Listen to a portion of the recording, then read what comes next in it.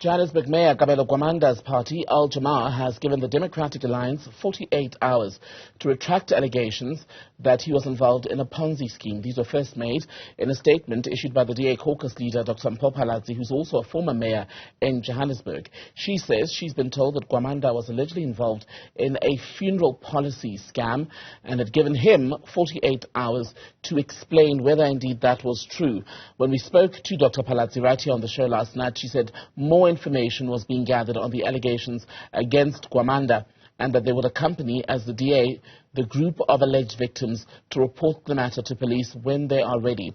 Jamah-ah says it will advise the mayor to approach the courts should the DA fail to retract some of its statements. Party leader Ganief Hendricks is with us tonight to talk more about the situation.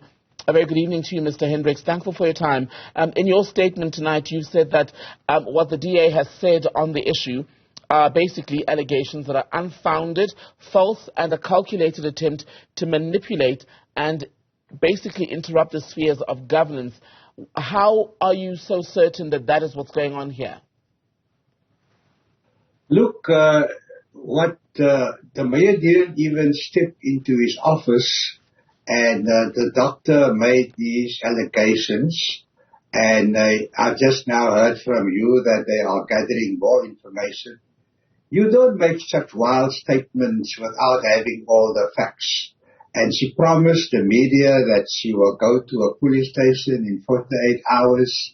Every media house has been phoning me whether I know which police station she's going. So in our statement, we told her which police station to go, the nearest police station in Hillbrow, so as not to confuse the media. So that hasn't happened. Now, you don't make such wild accusation and cause and harm the dignity of the office of the mayor even before he stepped in. So Jamah-ah has done two things. Number one, our provincial leadership, they have issued that statement which I approve of, and they've asked, they did the decent thing and asked the DA to withdraw those allegations about business dealings of the mayor going back to 2010. Otherwise, the mayor, now that he's in the office, will ask his legal team to look more closely at the allegations and then to approach the courts for remedial action. The chief whip in the city of Joburg, Councillor Kabelo Gwamanda, who was the previous mayor, he, in support of the new mayor, you see, smooth transition to power. He has written to the speaker to take this matter to the ethics committee, and so that there can be a full probe.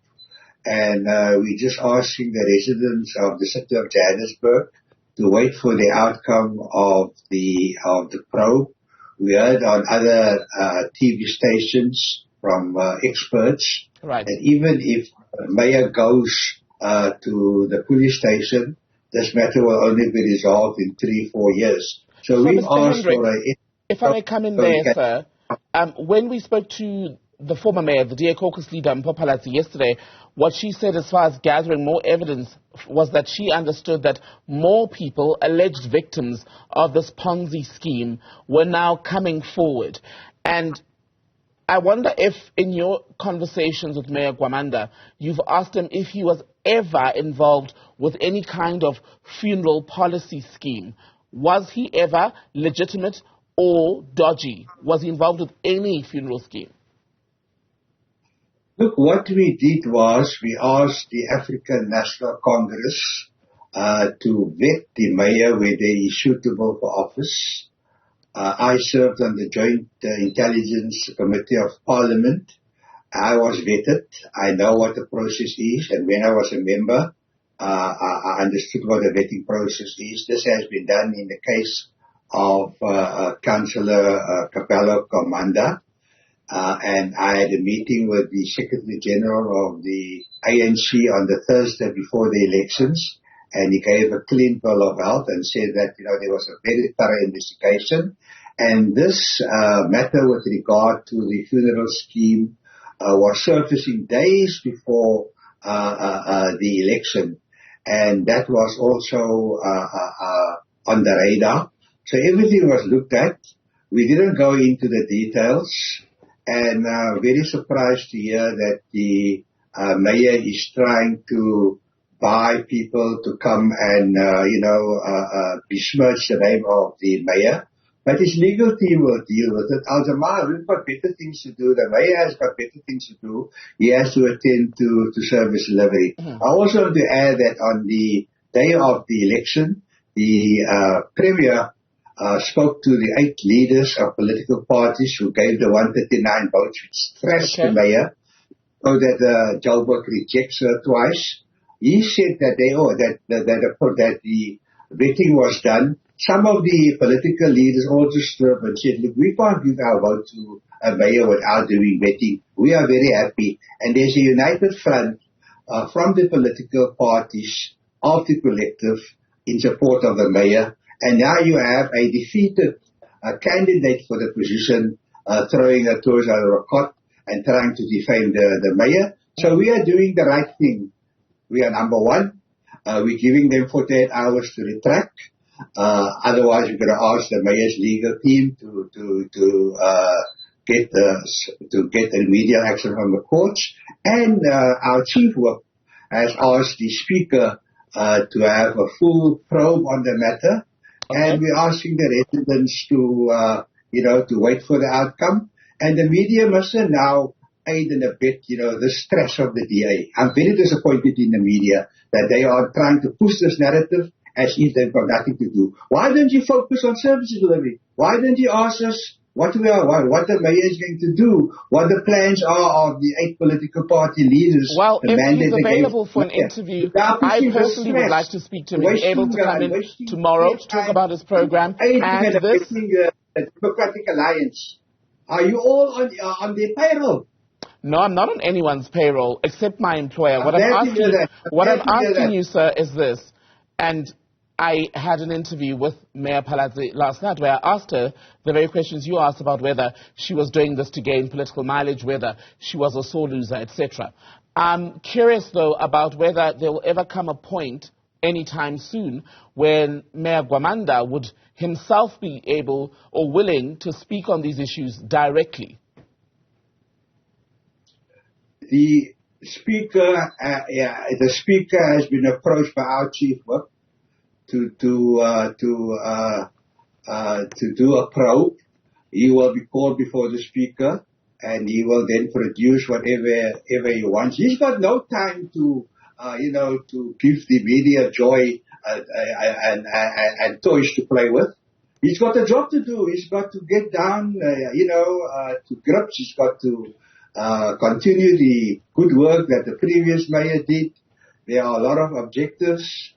He can't, get involved with the fantasies of the media. The media is aiding and abetting a narrative, that is now being dealt with. And we've even given Phalatse the street address of the police station so she can put it on a garment and go there and lay the charges.